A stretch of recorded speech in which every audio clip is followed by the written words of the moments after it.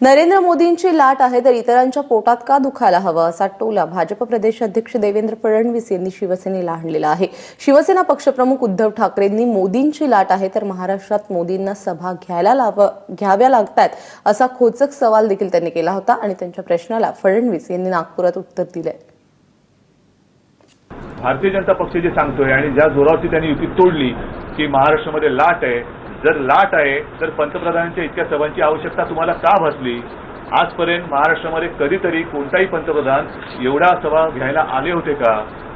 आणि मग लाट आहे तर मग 8 काय 10 काय 24 काय हे जे काय आकडे येत आहेत तर एवढ्या सभांची आवश्यकता तुम्हाला का भासते? तर ह्या सगळ्याचं महाराष्ट्र, मी काल बोललो ना, हा महाराष्ट्र आहे, हा धृतराष्ट्र नाहीये, हा डोळ्याच पाण्याने बघतोय, आंधळा नाही झालेला महाराष्ट्र। तो त्याला दृष्टी आहे आणि तो हे बघतोय, अरे यांची लाट आहे, मग एवढ्या सभा का लावतात आमच्याकडे? मोदीजींची लहर आहे म्हणूनच तर एवढ्या सभा आहेत। लोक ज्यांना ऐकण्याकरता उत्सुक आहेत, ज्यांची मागणी करतात, लोक सातत्याने म्हणतात मोदीजींना आणा। याचाच अर्थ असा आहे की लोकांना मोदीजी हवे आहेत। आता लोकांना मोदीजी हवे आहेत तर ते कोणाच्या पोटात दुखण्याचं कारण काय आहे?